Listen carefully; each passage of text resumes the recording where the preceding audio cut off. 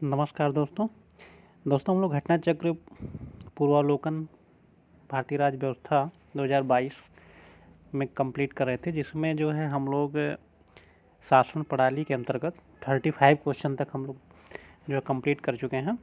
और इसमें जो इसका पार्ट सेकंड है वो 36 क्वेश्चन से होगा।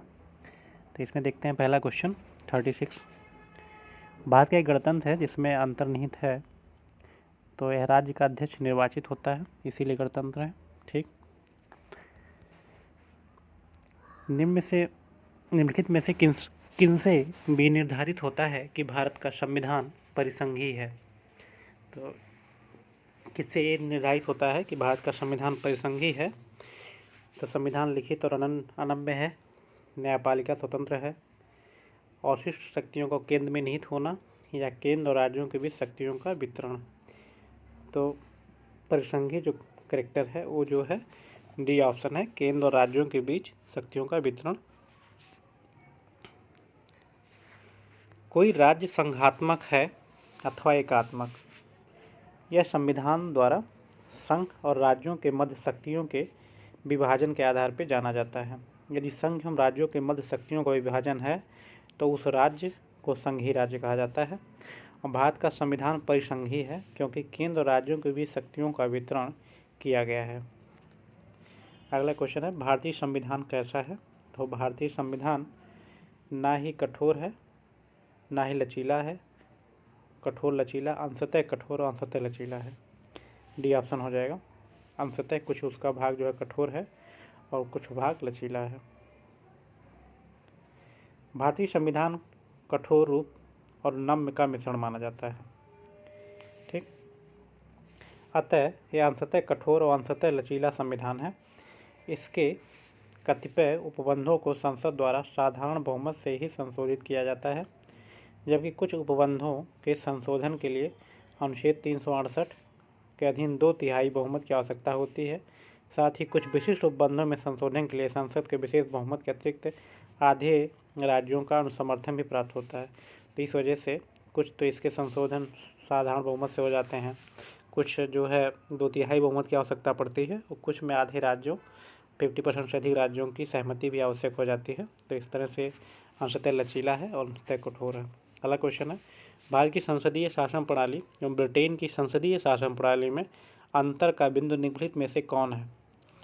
तो इसमें जो है हो जाएगा न्यायिक समीक्षा। संसदीय शासन प्रणाली और ब्रिटेन की संसदीय शासन अंतर का बिंदु न्यायिक समीक्षा है, क्योंकि न्यायिक समीक्षा ब्रिटिश जो है शासन प्रणाली में नहीं पाई जाती है।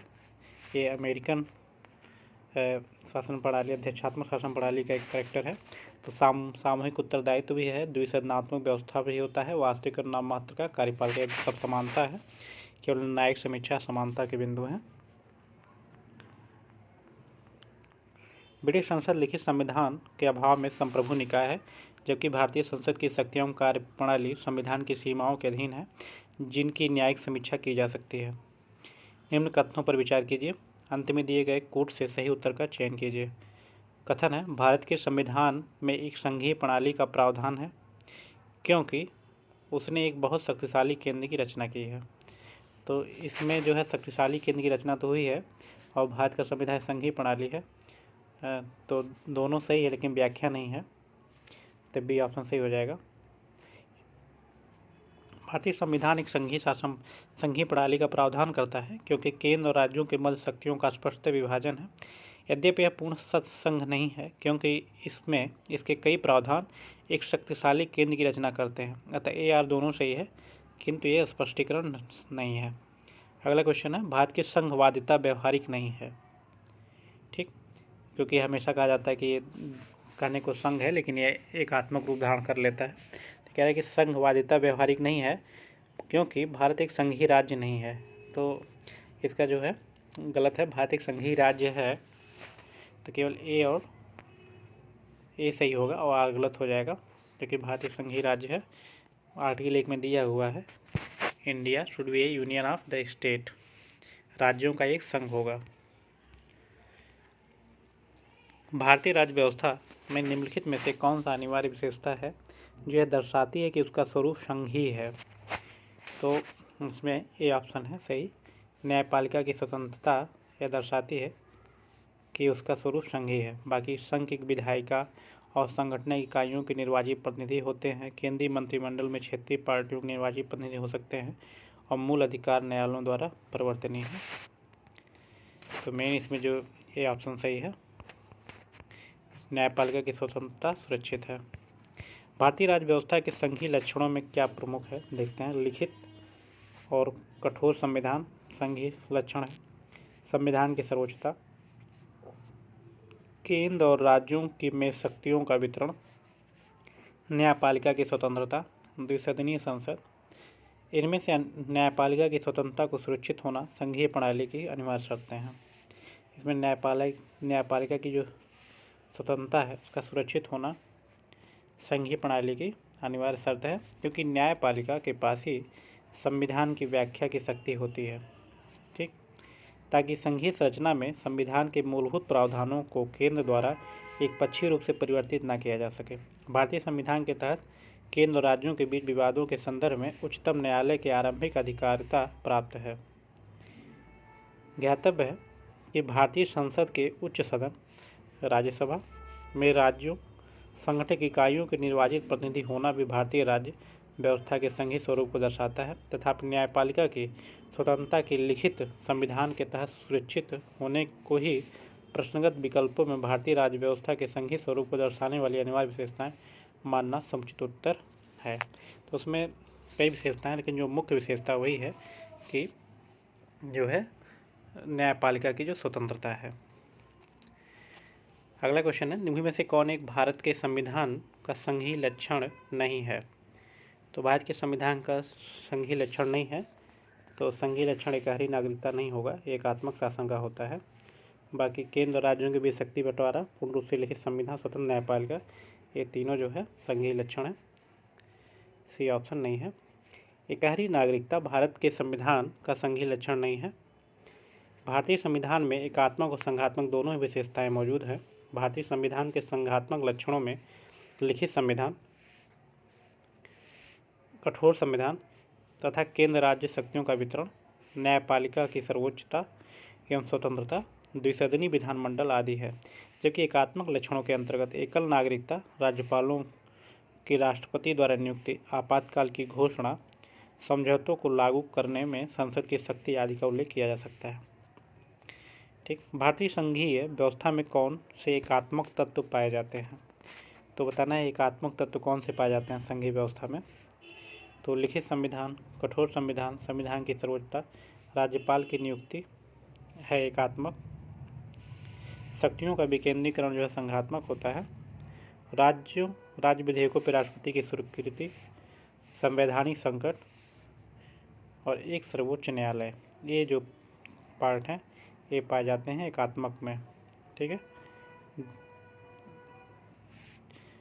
इसमें दिया है 4, 6 और 7। देख लेते हैं 4, 6 और 7। ठीक,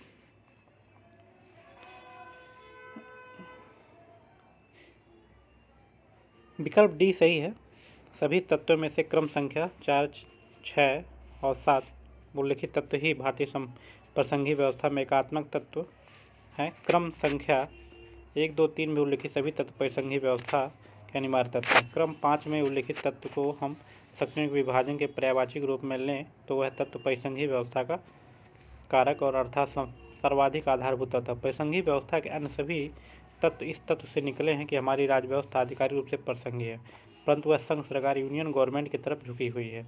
राज्यपालों की नियुक्ति, कतिपय उपबंध, राज्यों में संवैधानिक तंत्र की विफलता संबंधी उपबंध 356-57, समवर्ती सूचियों में उसमें प्रगणित विषयों पर संघ की अध्यारोही विधायी शक्ति 254, राज्यों का नाम और भूगोल, राज्य क्षेत्र बदलने की संसद की शक्ति 3 और 4, राज्यों की कमजोर वित्तीय शक्तियाँ, संविधान संशोधन में राज्यों की अपेक्षाकृत निर्बल भूमिका 368, अखिल भारतीय सेवा संबंधी संवैधानिक अन्य विधिक उपबंध, राज्यसभा में राज्यों का समान प्रतिनिधित्व, संबंधित राज्य का हित सुनिश्चित करने में राज्यसभा की कमजोर भूमिका जैसे संवैधानिक लक्षण हमारी राज्य व्यवस्था के एकात्मक तत्व हैं, जिनके कारण हमारा संविधान पूर्ववर्ती परिसंघीय संविधानों से भिन्न हो जाता है।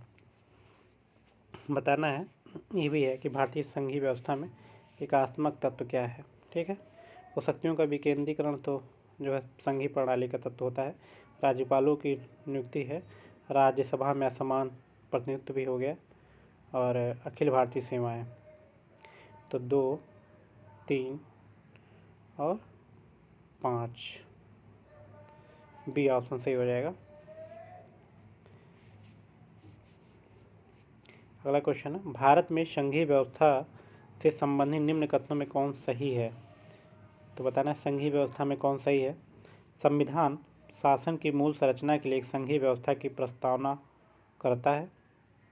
ठीक, एकात्मक झुकाव का उसमें सख्त मिश्रण है।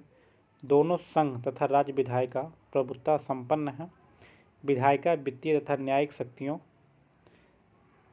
संघ और उसकी इकाइयों के मध्य बीच में विभाजित कर दी गई हैं। तो इसमें 1 और 2 सही है। ठीक है, संघीय व्यवस्था संबंधित है, बाकी गलत है। इसमें देख लेते हैं एक्सप्लेनेशन। भारतीय संविधान द्वारा शासन की मूल संरचना के लिए एक संघीय व्यवस्था की प्रस्तावना की गई तथा एकल नागरिकता और केंद्र राज्यों की तुलना में अधिक शक्तियाँ उसे एकात्मक झुकाव प्रदान करते हैं। इस प्रकार 1 और 2 सही है।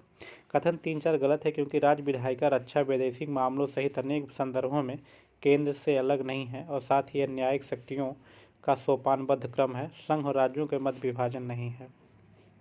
भारत का राष्ट्रपति, अगला कथन है, भारत का राष्ट्रपति परोक्षतः निर्वाचित होता है, क्योंकि भारत में संसदीय प्रणाली को गणतंत्रतावाद के साथ जोड़ा गया है।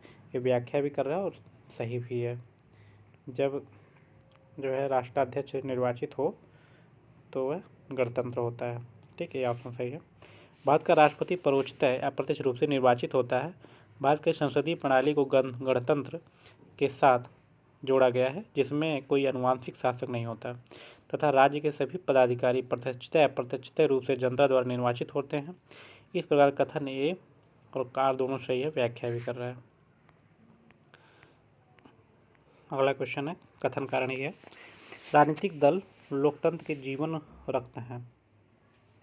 कारण है, लोग खराब शासन के लिए सामान्यतः राजनीतिक दलों को कोसते हैं। तो राजनीतिक दल लोकतंत्र के जीवन रखते हैं, सही है, और जब खराब तो दोनों सही है, व्याख्या भी कर रहा है। राजनीतिक दलों को लोकतंत्र का जीवन रक्त कहा जाता है, क्योंकि राजनीतिक दल लोकतांत्रिक प्रणाली के अंतर्गत चुनाव में भागीदारी, सरकार का निर्माण व नागरिकों में राजनीतिक सहभागिता का परीक्षण एवं अवसर प्रदान करते हैं। यह भी सत्य है कि लोग खराब शासन के लिए सामान्यतः राजनीतिक दलों को कोसते हैं। अतः प्रश्न में दिए गए कथन के कारण दोनों सही है तथा कारण कथन का सही स्पष्टीकरण कर रहा है। भारत में दल विहीन प्रजातंत्र किसने प्रस्तावित किया है। दल विहीन प्रजातंत्र, इसमें सी और डी दिया है, मतलब जयप्रकाश नारायण, महात्मा गांधी और जयप्रकाश नारायण ने भारत में दल विहीन प्रजातंत्र का समर्थन किया है। ये दलीय व्यवस्था दोषों कारण दल विहीन लोकतंत्र एवं सहभागी लोकतंत्र के समर्थक थे। दल विहीन प्रजातंत्र के समर्थक थे जयप्रकाश नारायण और महात्मा गांधी। अगला क्वेश्चन है, भारत की संघात्मक संरचना का मुख्य उद्देश्य उसकी बहुआयामी विविधताओं में से एक राष्ट्र का निर्माण करना है और राष्ट्रीय एकता को संरक्षित करना था। ठीक, कारण है, विविधताओं के समंजन से एक सशक्त न कि कमजोर भारतीय राष्ट्रीयता का निर्माण हुआ है, सही है, और इसमें जो है व्याख्या भी सही कर रहा है।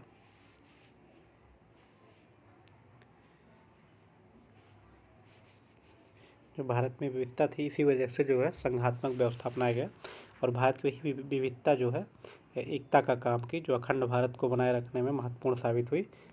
सभी के कल्चर, सभी की चीज़ों का रिस्पेक्ट किया गया। तो दोनों कथन और कारण दोनों सही है। भारतीय संविधान का अनुच्छेद 1 के तहत भारत राज्यों का संघ है।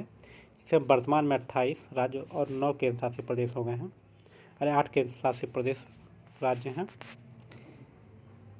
संघात्मक संरचना में शक्तियों का बंटवारा संघ और राज्यों के मध्य किया गया है। संघ राज्यों की तुलना में अधिक शक्तियां प्रदान की गई हैं। भारत की संघात्मक संरचना का मुख्य उद्देश्य उसकी बहुआयामी विविधताओं में से एक राष्ट्र का निर्माण करना है, राष्ट्रीय एकता को संरक्षित करना है, जिसके कारण विविधताओं के समंजन से एक सशक्त भारतीय राष्ट्र का निर्माण हुआ है।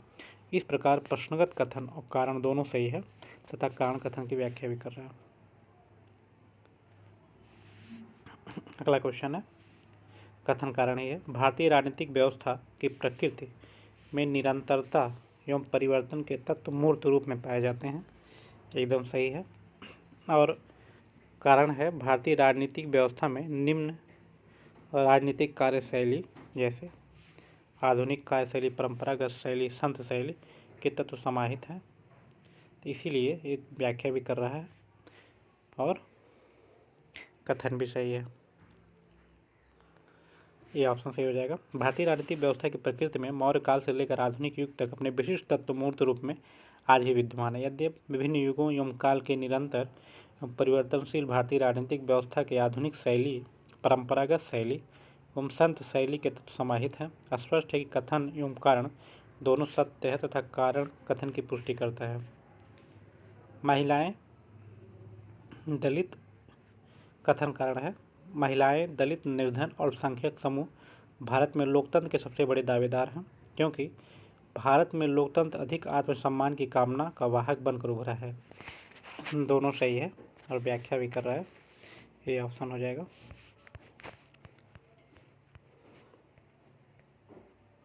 महिलाएं, दलित, निर्धन तथा अल्पसंख्यक समूह भारत में लोकतंत्र के सबसे बड़े दावेदार हैं, क्योंकि लोकतंत्र उनके व्यक्तिगत अधिकारों की रक्षा कर उनके आत्मसम्मान तथा गरिमा को बढ़ाता है। इस प्रकार कथन एक कारण दोनों सही है तथा कारण इसकी व्याख्या भी करता है।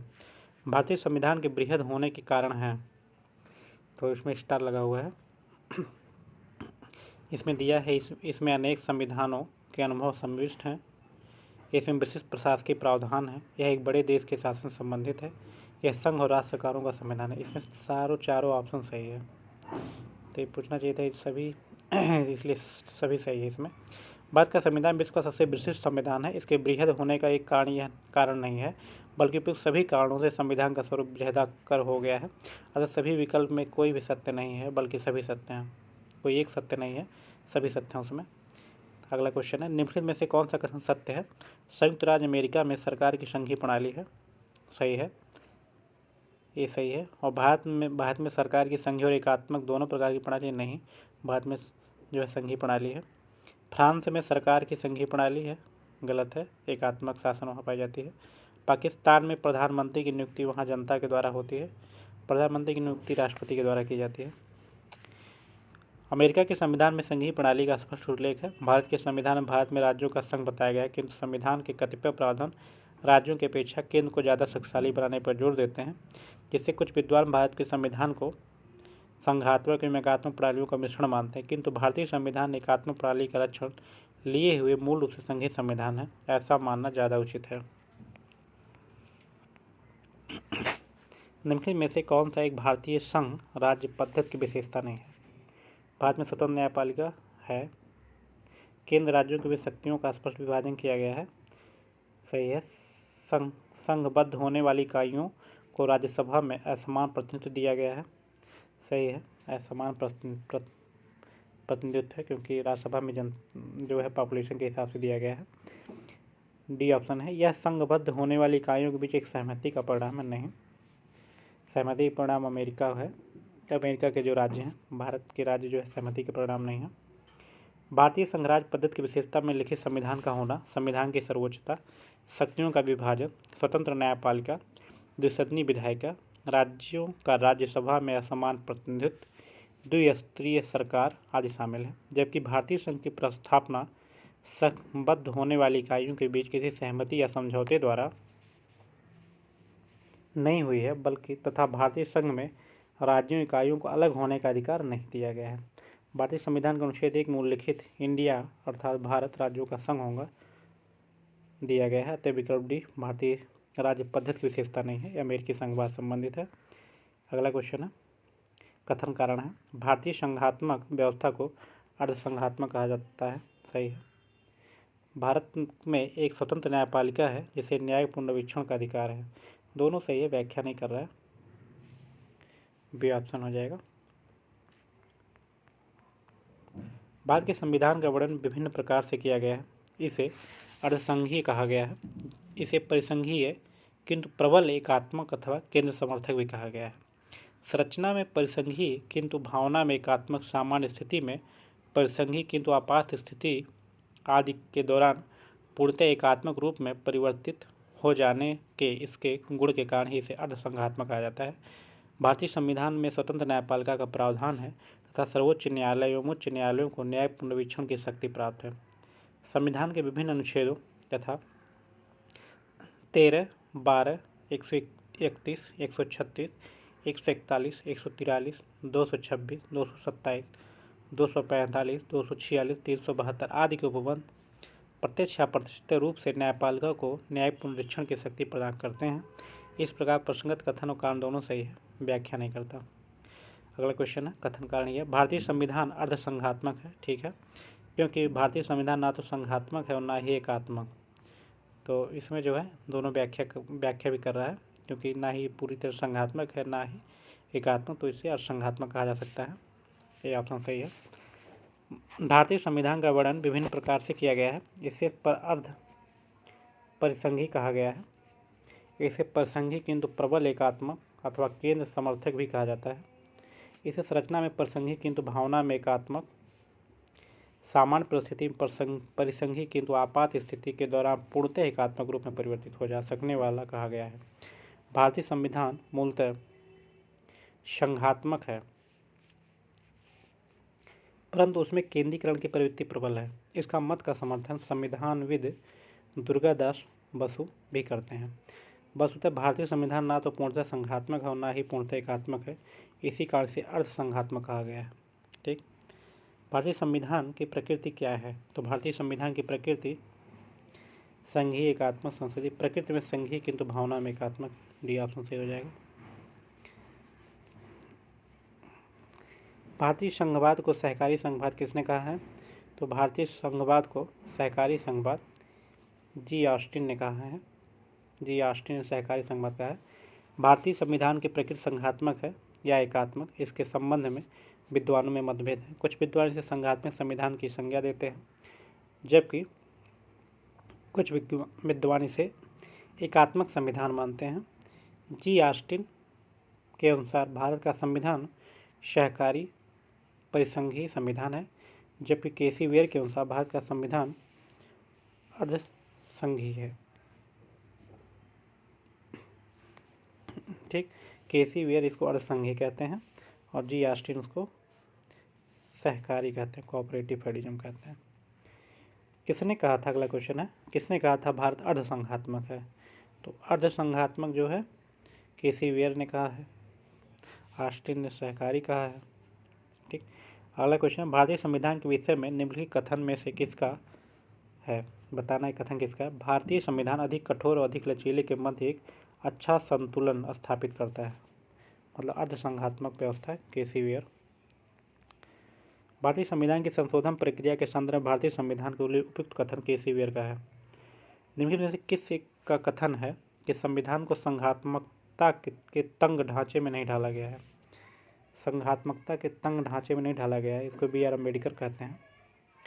बी आर अम्बेडकर ने यह स्वीकार किया था कि संविधान को एक संघात्मक ढांचे में नहीं ढाला गया है तथा यह एकीकृत और संघात्मक दोनों ही है। मिथकों और कहावतों के रूप में प्रशासन के सिद्धांतों को किसने अस्वीकार किया है?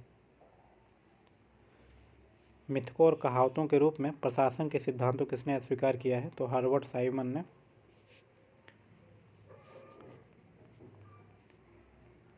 हर्बर्ट साइमन मिथकों कहावतों के रूप में प्रशासन के सिद्धांतों को असंगत और अस्पष्ट मानते हुए अस्वीकार किया है, जबकि ड्वाइट वाल्डो, फ्रैंक मैरिनी और एफ.डब्ल्यू. रिक्स ने मिथकों और कहावतों के रूप में प्रशासन के सिद्धांत को स्वीकार किया है।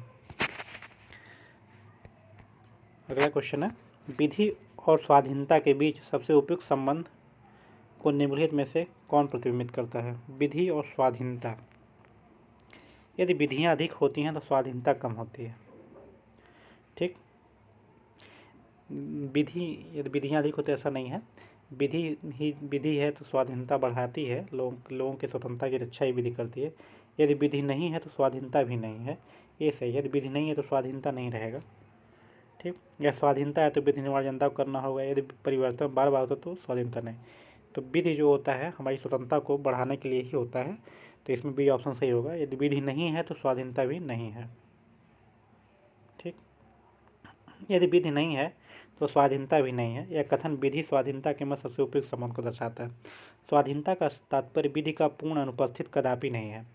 विधि शास्त्री जॉन लॉक ने के अनुसार स्वाधीनता के अस्तित्व के लिए विधि का अस्तित्व जरूरी है। कानून ही स्वतंत्रता की रक्षा करता है। जहाँ कोई कानून नहीं वहाँ कोई स्वतंत्रता नहीं होती है, ठीक। निम्न में से कौन सा विकास प्रशासन की अवधारणा से संबंधित है? तो विकास प्रशासन की अवधारणा से संबंधित हो जाएंगे फ्रेडरिक्स। विकास प्रशासन की अवधारणाओं से फ्रेडरिक्स संबंधित हैं। अपनी पुस्तक एडमिनिस्ट्रेटिव डेवलपमेंट इंक्लूसिव कॉन्सेप्ट में उन्होंने लिखा है कि विकास प्रशासन उन कार्यक्रमों और परियोजनाओं को पूरा करने में संगठित प्रयासों से संबंधित है जो विकास में संलग्न व्यक्तियों द्वारा परिवर्तित किए जाते हैं। इनमें से कौन सा एक चिंतक लोक प्रशासन तथा निजी प्रशासन में समानताओं का समर्थक है, कि लोक और निजी के बीच समानता है, तो इसमें हेनरी फ्योल हो जाएंगे। वो लोक और प्रशासन निजी प्रशासन को अलग अलग नहीं मानते, समान मानते हैं, समानता उनमें ज़्यादा है। प्रसिद्ध प्रशासनिक चिंतक हेनरी फ्योल ने लोक प्रशासन तथा निजी प्रशासन में समानता का समर्थन किया है। उनके अनुसार अब हमारे सामने अनेक प्रकार के प्रशासन विज्ञान नहीं है, अपितु केवल एक ही प्रशासन है जिसमें सार्वजनिक और निजी मामलों में समान रूप से उपयोग लाया जा सकता है। यदि हमारी सभ्यता विफल होती है तो मुख्यतः यह प्रशासन की ध्वस्त होने का कारण होगा। इसको जो है W.V. डॉनहम कहते हैं। यदि हमारी सभ्यता विफल होती है तो प्रशासन की विफलता होती है। W.V. डॉनहम ने कहा था यदि हमारी सभ्यता असफल होती है तो ऐसा मुख्यतः प्रशासन के कारण होता है। अगला क्वेश्चन है, गणतंत्रीय अवधारणा से संबंधित निम्नांकित में कौन एक नहीं है गणतंत्रीय अवधारणा से?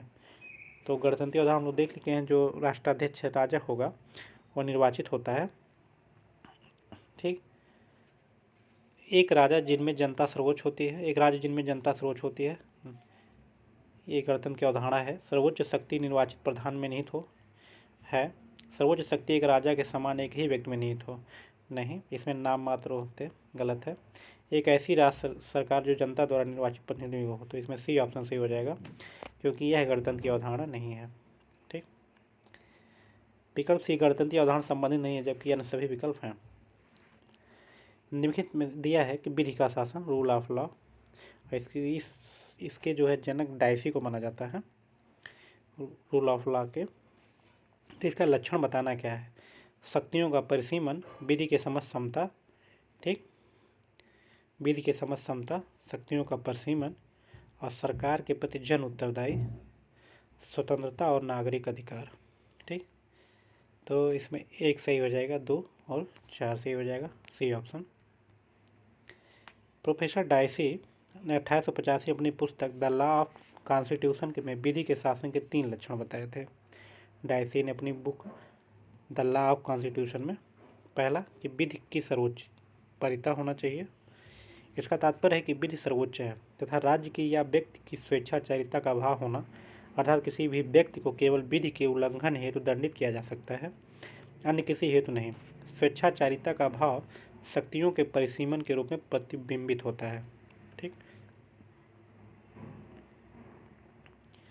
इसका दूसरा जो है विधि के समझ समता, अर्थात विधियों के समान है और एक कोई भी विधि से ऊपर नहीं है। इसका दूसरा जो है करेक्टर है रूल ऑफ लॉ का। तीसरा बताया इन्होंने विधि भावना की प्रबलता, ठीक, विधिक भावना की प्रबलता। इसका तात्पर्य कि संविधान किसी सामान्य सिद्धांत या व्यक्तियों के अधिकार को स्वतंत्रताओं का निर्धारण करने वाले न्यायिक विनिश्चयों का परिणाम है या सरकार के प्रति जन उत्तरदायी विधि के शासन का लक्षण नहीं है, अतः स्पष्ट सी सही हो जाएगा। अगला क्वेश्चन है 70 नंबर क्वेश्चन, संवैधानिक सरकार वह है जो संवैधानिक सरकार जो राज्य की सत्ता के हित में व्यक्ति की स्वतंत्रता पर प्रभावकारी प्रतिबंध लगाती है? नहीं। जो व्यक्ति की स्वतंत्रता के हित में राज्य की सत्ता पर प्रभावकारी प्रतिबंध लगाती है, तो व्यक्ति की स्वतंत्रता पे हो जाएगा। इसमें शायद बी सही होना चाहिए, केवल 2। जो व्यक्ति की स्वतंत्रता के हित में राज्य की सत्ता पर प्रतिबंध लगाती है, ठीक, कि जो है व्यक्ति की स्वतंत्रता बाधित नहीं हो जाए, इसलिए राज्य की सत्ता पे जो है प्रतिबंध लगाती है। इसका एक्सप्लेनेशन है कि संवैधानिक सरकार में सरकार की शक्ति का स्रोत संविधान होता है। संवैधानिक सरकार व्यक्ति की स्वतंत्रता के हित में राज्य की सत्ता पे प्रभावकारी प्रतिबंध लगाती है। वस्तुतः राज्य की निरंकुश सत्ता से व्यक्तिगत स्वतंत्रता के हितों को सुरक्षित रखने के उद्देश्य से ही ब्रिटेन और अमेरिका में संविधानवाद का उदय हुआ। एक संवैधानिक सरकार में नागरिकों की स्वतंत्रताओं के संरक्षण हेतु संस्थान क्रियाविधि भी विद्यमान रहती है। अगला क्वेश्चन है, परिभाषा से संवैधानिक सरकार का अर्थ है। संवैधानिक सरकार का क्या अर्थ होता है? तो इसका मतलब सीमित सरकार, जो एक संविधान के अंतर्गत बधी हुई है, परिबद्ध है, उसी को कहते हैं सीमित सरकार। संवैधानिक सरकार का अर्थ है सीमित सरकार। परिभाषा से संवैधानिक सरकार का अर्थ है सीमित सरकार।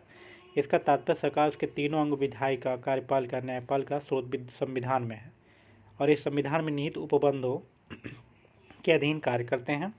संविधान सरकार द्वारा अपने नागरिकों पर लागू किए जाने वाले कानून और नीतियों पर कुछ सीमाएं लगाते हैं। ये सीमाएं इस रूप में मौलिक होती हैं तो सरकार कभी इसका उल्लंघन नहीं कर सकती। अगला क्वेश्चन है, राज्य व्यवस्था के संदर्भ में निम्न में से किस एक को आप स्वतंत्रता की सर्वाधिक उपयुक्त व्याख्या के रूप में स्वीकार करते हैं?